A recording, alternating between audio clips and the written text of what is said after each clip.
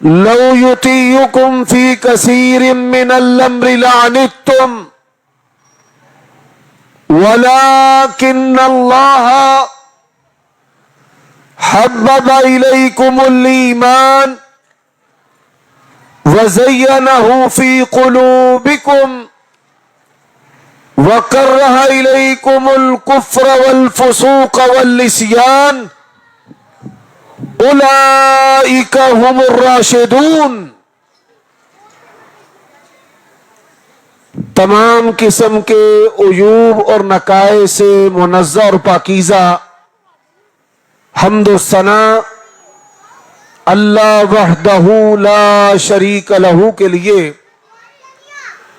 اور درود و سلام شفیع للمذنبین خاتم النبیین رسول کریم رؤوف الرحیم صلی اللہ علیہ وآلہ وسلم کی ذات اقدس پر۔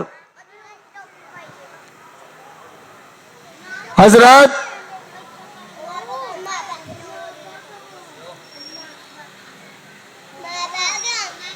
اللہ تعالیٰ کا یہ احسان عظیم ہے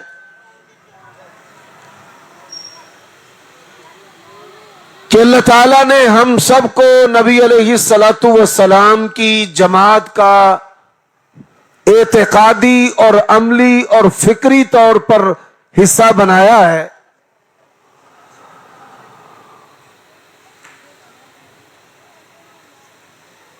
اس کائنات میں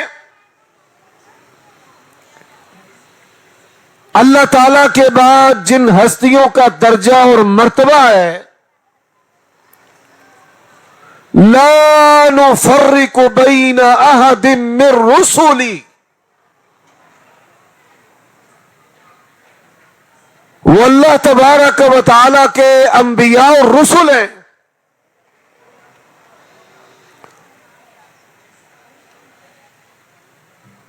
اور پھر پروردگار نے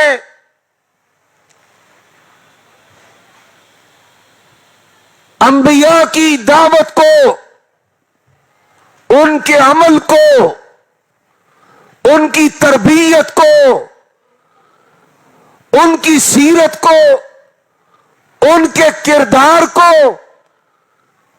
اپنا کر آگے پہنچانے کے لیے انصار، اعوان، حواری، صحابہ کرام، ان کا انتخاب کیا ہے۔ اور یہ ہمارا نظریہ نہیں کہ ہم نے اسے بنا لیا ہے کسی کی ضد میں۔ صحابہ کرام رضوان اللہ علیہم اجمعین کا بھی یہی اعتقاد ہے کہ اللہ تعالیٰ نے تمام انسانوں میں سے جو پاکیزہ دل ہے اس کو محمد الرسول اللہ کی صورت میں نبی اور رسول، بلکہ اللہ تبارک و تعالی کے آخری نبی اور رسول بنا کر مبعوث کر دیا۔ اور پھر آپ کے بعد صحابہ کرام، نفوس قدسیہ، جن کے دل پاکیزہ، ان کو اللہ تبارک و تعالی نے نبی کریم صلی اللہ علیہ وسلم کی رفاقت، آپ کی زندگی، آپ کے دین، زبان کو، آپ کے عمل کو، آپ کی لائی ہوئی شریعت کو، آپ پر جو کتاب اتاری گئی اور اس کتاب کی جو عملی تشریح سنت اور حدیث ہے، اس پر عمل کر کے، اس کو سمجھ کر کے، اس کی حفاظت کر کے، اس کو امت تک، بعد کے لوگوں تک پہنچانے والے صحابہ کرام رضوان اللہ علیہم اجمعین ہیں۔ حضرات، آج ضرورت اس بات کی ہے کہ اس بات کو سمجھا جائے کہ صحابی کسے کہا جاتا ہے. لوگ اہل سنت اہل حدیث پر یہ اعتراض کرتے ہیں کہ آپ صحابہ کا تذکرہ کرتے ہیں، اہل بیت کا ذکر کیوں نہیں کرتے؟ ہم ان کو بتانا چاہتے ہیں کہ جب ہم صحابی کہتے ہیں، صحابی کا لفظ اتنا شرف والا ہے، اتنا جامع ہے، اس میں نبی علیہ السلام کا خاندان بھی شامل ہے اور اس میں آپ کے رفقا بھی شامل ہیں. جب ہم صحابہ کہتے ہیں تو الگ سے پھر کسی کو ممتاز کر کے بیان کرنے کی ضرورت تو باقی نہیں رہتی. اور اس بات میں کوئی شک نہیں کہ اللہ کے نبی علیہ السلام آپ کا خاندان بڑی شان و عزت والا ہے، پر ہمارا عقیدہ ہے اللہ کے نبی نے معیار دیا ہے، شریعت دی ہے، کسوٹی دی ہے، تربیت کی ہے، تزکیہ کیا ہے. اور رب کے قرآن نے پھر کیا کہا؟ فرمایا والذین آمنوا وہاجروا وجاہدوا فی سبیل اللہ والذین آووا ونصروا اولئک هم المؤمنون حقا. کہ نبی علیہ السلام نے جو معیار دیا ہے اس معیار پر پہلا درجہ ہمارا یہ عقیدہ ہے، یہ کوئی سیاسی درجہ نہیں، یہ خلافت کا درجہ نہیں کہ نہیں فضیلت تو کسی اور کی زیادہ ہے لیکن ابو بکر پہلے خلیفہ ہیں، ایسا بھی نہیں ہے. اہل سنت کہتے ہی اسے ہیں کہ اللہ کے نبی کے بعد افضل الصحابت بعد الانبیاء ابو بکر. نبی علیہ السلام کے بعد اگر کسی کا رتبہ، درجہ، افضلیت میں، برتری میں، تقوی میں، شرف میں، عمل میں، زہد و تقوی میں، قیادت میں اگر کسی کا درجہ ہے تو ہمارے نزدیک ابو بکر صدیق کا درجہ ہے. حضرات، بعض لوگ کہتے ہیں کہ حضرت علی رضی اللہ تعالیٰ عنہ نبیوں سے افضل ہیں. ما انزل اللہ بہا من سلطان، یہ ایسا دعویٰ ہے جو حضرت علی نے بھی نہیں کیا، اور یہ ایسا دعویٰ ہے ساری زندگی حسنین کریمین نے بھی نہیں کیا، اور یہ ایسا دعویٰ ہے اللہ کی قسم یہ دعویٰ امام باقر اور امام جعفر رحمہم اللہ تبارک و تعالی انہوں نے بھی نہیں کیا. اور آئیے اس بات کو سمجھیں کہ نبی کریم صلی اللہ علیہ وآلہ وسلم آپ اعلان نبوت سے پہلے اللہ کے نبی علیہ السلام ختمی مرتبت سید و ولد آدم اس کائنات کے سردار کیسے ہیں؟ آپ اس بات کو سمجھیں. نبی کریم صلی اللہ علیہ وآلہ وسلم اعلان نبوت سے پہلے اور اعلان نبوت کے بعد آپ کا کردار کائنات میں کوئی بھی آمنہ کے لال در یتیم محمد کریم صلی اللہ علیہ وآلہ وسلم آپ کے کردار کی بلندی کو پا ہی نہیں سکتا کہ اللہ تعالیٰ نے نبی علیہ السلام کو ایسا پاک باز بنایا ہے، فواحش سے متخلہ و بری، اللہ کے آخری نبی رسول ہیں. اور دوسری بات، پیارے نبی صلی اللہ علیہ وآلہ وسلم کی زندگی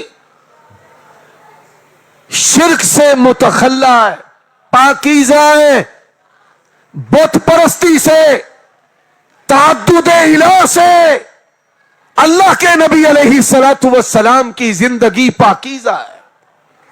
اور تیسری بات، نبی علیہ الصلوۃ والسلام، آپ کی مبارک زبان، آپ کا بطن مبارک، آپ کا اکل و شرب، آپ صلی اللہ علیہ وآلہ وسلم نے ساری زندگی اعلان نبوت سے پہلے اور بعد آپ کی زبان اقدس کبھی بھی حرام سے آلودہ ہونا تو بڑی دور کی بات ہے، اس کو چکھا تک بھی نہیں ہے کہ نبی علیہ الصلوۃ والسلام اتنی پاکیزہ ہستی ہیں.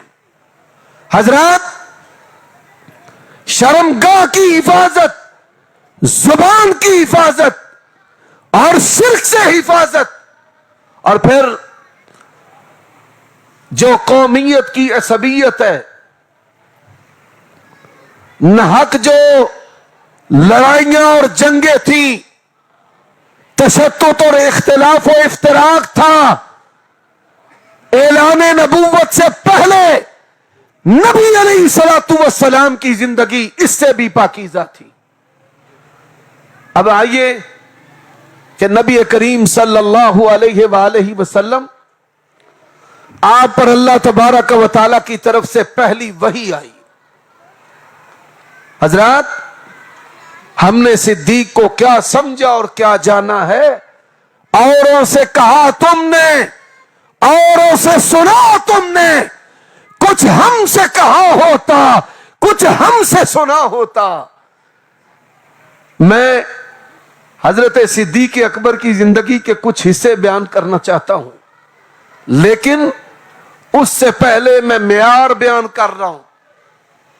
4 باتیں میں نے بیان کی ہیں.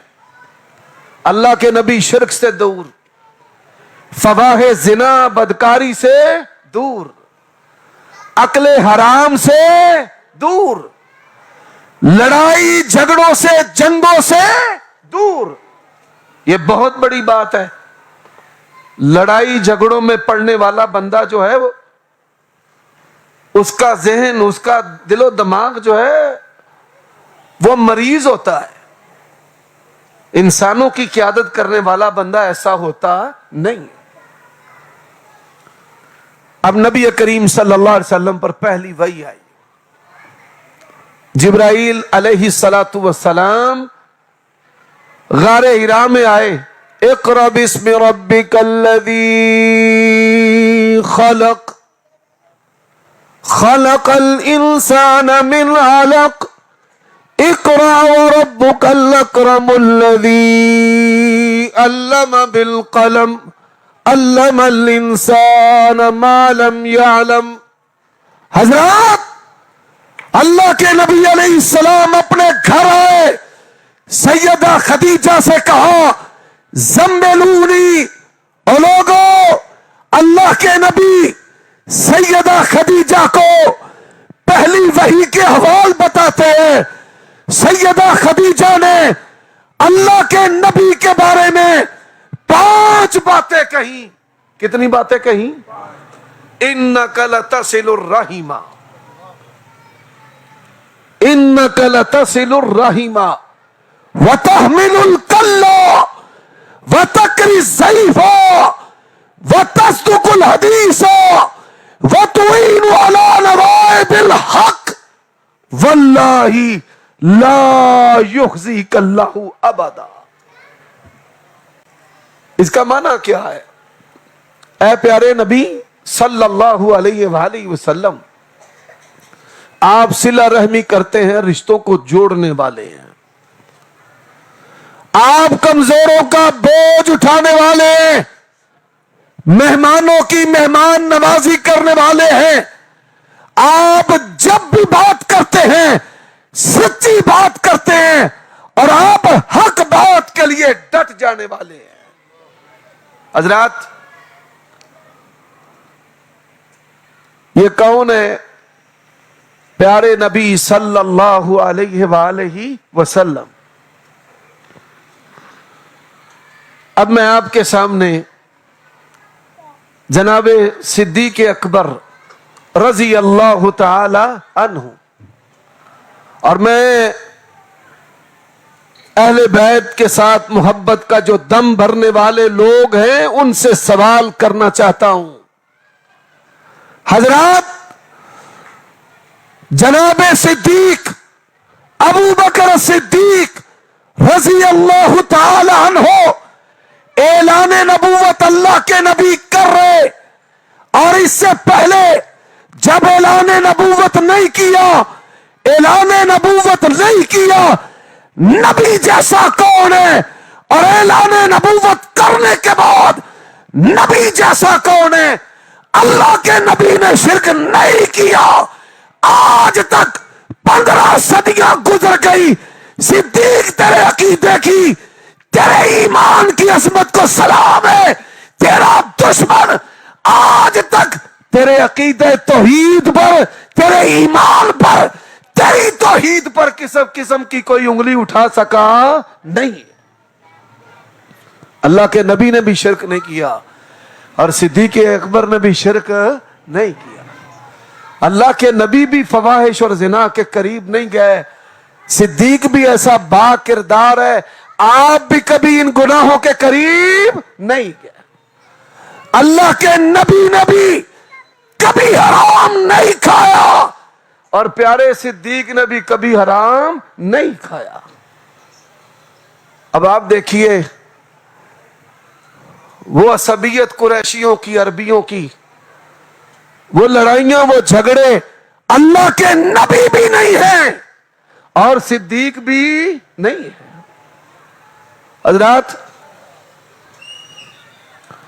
اللہ کے نبی علیہ الصلوۃ والسلام بھی بڑے پیارے ہیں اور جناب صدیق بھی بڑے پیارے ہیں. واقعات ایسے حدیث کے اندر آتے ہیں کہ وہ اللہ کے نبی علیہ الصلوۃ والسلام کو ممتاز کیا کرتے تھے. آج سوشل میڈیا پر حضرت صدیق اکبر کے حلیہ پر بھی کئی لوگ انگلیاں اٹھانے والے ایسے ہیں. ہمارا حوصلہ ہے، امت کی قیادت کرنے والے تم نہیں، امت کی قیادت کرنے والے اہل سنت ہیں.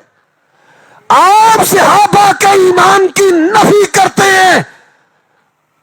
ہم لوگوں کو کہتے تھے اوے کافر آختے تھے تو لوگ ہی نہیں سن مانتے. آج ایسے دنیا کے اندر جانوروں سے بدتر لوگ آپ کے سامنے آ چکے ہیں کہ جو کھلم کھلا صحابہ کرام کی، خلفائے ثلاثہ کی تکفیر کرتے ہیں. ہم کہتے تھے یہ قرآن مجید کو اصلی نہیں مانتے، لوگ کہتے تھے نہیں مولوی ہو رہے کو لو گلے روڑ چھڑ دینے. آج ان کی زبانیں بول کر بتا رہی ہیں. حضرات، اسی طرح امہات المومنین، ان کی عصمت پہ، ان کی عزت پہ حملے کرنے والے آج دنیا دیکھ چکی ہے. ہم تو سب کا احترام کرنے والے ہیں، خاندان نبوت کا، نبی کی تمام بیویوں کا، بیٹیوں کا، آپ کے تمام داماد ان کا، آپ کی ساری جماعت کا، ہم سب کا احترام کرنے والے ہیں. صدیق کا احترام، حضرت عمر کا احترام، عثمان کا احترام، علی کا احترام، حسنین کریمین کا احترام، اور ہاں سن سردار ابو سفیان کا احترام اور حضرت معاویہ کا بھی احترام. ہم تو سب کا احترام کرنے والے ہیں.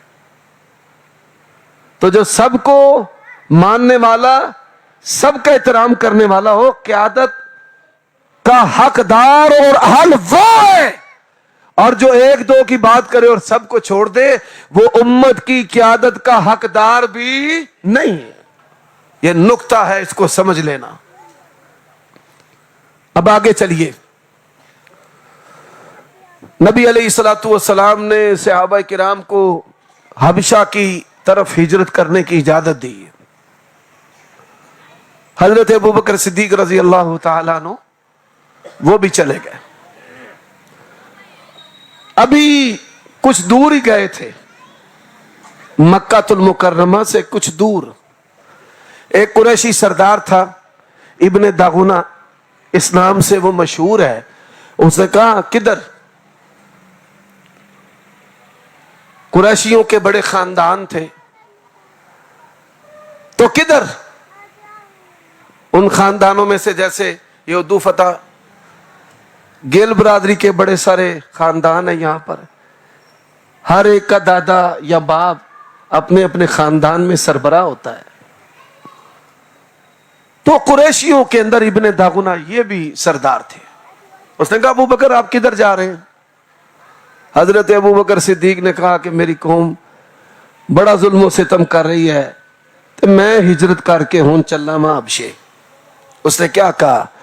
ارجع الی قومک، واپس چلیے، انک لتصل الرحم وتحمل الکلّ وتقری السیف وتعین علی نوائب الحق. اللہ نے جو صفات مصطفیٰ کے لیے سیدہ خدیجہ کی زبان پر ڈالی، پروردگار نے وہی صفات صدیق اکبر کے لیے ابن دغنہ کی زبان پہ ڈالی ہے. اعلان نبوت سے پہلے نبی جیسا صدیق اکبر ہے، اور اعلان نبوت کے بعد نبی جیسا صدیق اکبر ہے. میرے بھائیوں، یہیں پر بس نہیں، ایک بات سنا کر اپنی بات کو ختم کرنا چاہتا ہوں. نبی صلی اللہ علیہ وسلم کی مجلس ہے نا، ہم تو اس طرح کے تقابل کے قائل ہی نہیں کہ کسی کی توہین ہو، نہ نبیوں میں نہ صحابہ میں. ہمارا ایمان ہمیں اجازت نہیں دیتا کہ حضرت ابو بکر اور حضرت علی کے اندر ہم تقابل کریں اور حضرت ابو بکر کو ایسے بڑھائیں چڑھائیں کہ حضرت علی کی توہین ہو جائے. ہم اس کے قائل نہیں ہیں. لیکن اہل حدیث نے جس کو مانا ہے دلیل کی بنیاد پہ مانا ہے، سینہ بسینہ باتوں سے نہیں مانا. اور اگر آپ دلائل کے ساتھ بھی تقابل کریں گے، احترام کے ساتھ، بغیر توہین کے، من کل الوجوہ آپ کو صدیق اکبر کا پہلا نمبر نظر آئے گا. نبی علیہ الصلوۃ والسلام نے ایک دن صحابہ کرام نے پوچھا، من اطعم منکم اليوم مسکینا، آج کے دن کس نے مسکین کو کھلائے؟ حضرت ابو بکر نے کہا میں نے یا رسول اللہ. فرمایا آج کے دن کس نے روزہ رکھا ہے؟ اور میں اس کی عظمت، اس شاہ کی عظمت پہ قربان، کھانے کھلا کے روزے رکھنے والا ہے. اور یہ شان کس کی ہے؟ مصطفیٰ کی ہے. وَيُطِعِمُونَ الطَّعَامَ عَلَى حُبِّهِ مِسْكِينًا وَيَتِيمًا وَأَسِيرًا. حضرات یہ دودھ کا پیالہ ہے، پیر ایسا ہے سب کو پلا رہے ہیں. اور یہ اس پیر کا مرید کیسا ہے؟ خود روزے رکھ رہا ہے اور لوگوں کو کھانا کھلا رہا ہے. فرمایا آج کس نے مسکین کو کھلایا ہے؟ یا رسول اللہ میں نے. آج کس کا روزہ ہے؟ یا رسول اللہ میرا. فرمایا آج کس نے بیمار کی تیمارداری کی ہے؟ کس نے؟ فرمایا یا رسول اللہ میں نے. فرمایا آج کس نے جنازہ پڑھا ہے؟ یا رسول اللہ میں نے. یا رسول اللہ میں نے. فرمایا یہ خوبیاں پھر جس بندے کے اندر ہے وہ بندہ کون ہے؟ اونچی آواز سے بولیں. ابو بکر صدیق. اور کون؟ فرمایا جنتی. جس کے اندر یہ صفات ہے وہ کون ہے؟ اللہ کے بندو، ہم احترام کرنے والے ہیں اور ہم تقابل میں کسی کی توہین کرنے کی اجازت نہیں دیتے. یہ نبی کے 4 یار ہیں اور ان کا جو رتبہ ہے خلافت کے اندر، وہ رتبہ درجے کے اندر بھی ہے، فضیلت کے اندر بھی ہے. اور یہی عقیدہ ہے جو صحابہ کا ہے، اور یہی عقیدہ ہے جو سلف صالحین کا ہے، اور یہی عقیدہ امام بخاری نے صحابہ کرام کے فضائل پر کتاب لکھی ہے. سب سے پہلے حضرت ابو بکر کی فضیلت لے کر آئے، پھر حضرت عمر، پھر حضرت عثمان، پھر حضرت علی. حضرات یہی محدثین کا فہم ہے. آج 15ویں صدی میں کوئی کہے سب برابر، یہ بھی گمراہی ہے. کوئی کہے عثمان پر مقدم، یہ بھی گمراہی ہے. اور کوئی کہے ابو بکر عمر پہ تقدم حاصل ہے، محدثین نے اس کو بھی رفض قرار دیا ہے، یہ شدید گمراہی ہے۔ اور یہ عقیدہ صرف صحابہ کا نہیں، اہل بیت کا۔ محمد بن حنفیہ حضرت علی کے بیٹے ہیں، ان کی بیوی ہے حنفیہ، حضرت علی ان کے بیٹے ہیں۔ انہوں نے کہا کہ میں نے اپنے ابا سے پوچھا ہے اللہ کے نبی کے بعد درجہ کس کا ہے؟ میرے ابا نے کہا ہے کہ ابو بکر صدیق کا ہے۔ پھر کس کا ہے؟ فرمایا پھر عمر کا ہے۔ ابا جی آپ کا نمبر؟ حضرت علی نے عاجزی اور انکساری اور ان کی طبیعت تھی درویشی والی، فرمایا میں تو ایک مسلمانوں میں سے عام سا بندہ ہوں۔ عام نہیں ہے، عام نہیں ہے۔ آج جن چیزوں کی وجہ سے لڑتے ہو یہ چیزیں حضرت علی کی زندگی میں نہیں تھی۔ علی اور اولاد علی ان کی زندگیاں ان عقیدوں سے خالی تھی، جھنڈے سے بھی خالی تھی، ذوالجناح سے بھی خالی تھی، عاشورہ سے بھی خالی تھی، چیلم سے بھی خالی تھی۔ اور مولا علی یہ آج اتحاد امت کی دعوت دیتے ہیں ہمارے بھائی ہم میں سے بعض نے یہود و نصارہ کے مقابلہ میں وقتی اور جزوی طور پر آپ کی حمایت کی۔ اس کا مطلب یہ نہ سمجھ لینا کہ ہم نے اپنے عقائد اسے انحراف کر لیا یا پیچھے ہٹ گئے ہیں، نا نا نا نا نا، کبھی نہ یہ سمجھ لینا۔ تشدد و افتراق آپ لوگوں نے بویا ہے، حضرت علی نے کوئی مسجد الگ نہیں بنائی۔ مولا علی اور ان کی اولاد نے 2 سال ابو بکر امام رہے، مولا علی پیچھے نمازیں پڑھتے رہے۔ 10 سال عمر امام رہے، نمازیں پیچھے پڑھتے رہے۔ 12 سال عثمان امام رہے، حضرات 24 سال حضرت علی ابو بکر عمر عثمان ان کے پیچھے الگ ترتیب جیسے میں نے بتایا نمازیں پڑھتے رہے۔ تو یہ امام بارگاہیں یہ تشدد و افتراق پر کھڑی ہیں۔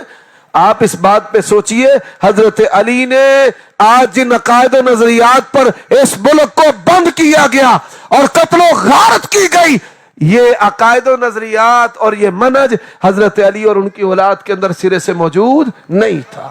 اللہ تعالیٰ سمجھنے کی توفیق عطا فرمائے۔ وآخر دعوانا ان الحمد للہ رب العالمین۔